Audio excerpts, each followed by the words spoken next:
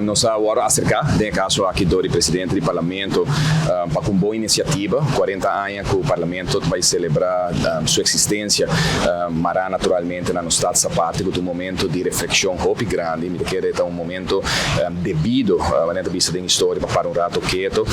apesar de que nós sostener a intenção para reconhecer naturalmente um jovem que a destacar durante a a fração de PPA para pensar aqui, me quer é hoping no seu lugar também, para nós não há que solamente como um party festivo, pero há que naturalmente de 40 anos young que nós temos como país, para nós estar crítico e de caso há que nos auto-evaluar nos meses que está passando dentro da sala de parlamento de Aruba.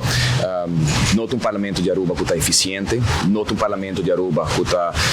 duna o que a comunidade de Aruba, pueblo e votador duna como tarefa, trabalho, nesse ano que tem parlamento de Aruba. Nós também irá que vai agora aqui na casa que 7 luna com eleição a passa praticamente 6 luna que botem 2 partidos que de governo está negociando sem estar na mesa com 4 luna que está dentro do governo. O bibiano só escuta o árbitro assim, para nós em 3 luna ou em 4 luna. Segundo eu botar um partido sério, botar preparado mesmo botar um programa, da questão de hora botar botar evaluar, senão botar turcos claro preparar para governar, não tem hora aí botar começar a planear para governar. E se você mira o rol e aí está caminhando como que vai de parlamento, caminha botar mira as 2 pessoas do parlamento, um trabalho mesmo como pueblo. Kiko é as 2 representantes aqui do pueblo a significar para durante o último 6 lunas aqui desde a eleição que nós estamos tendo. Um trabalho mesmo se mira na se pergunta na crítico, se mira na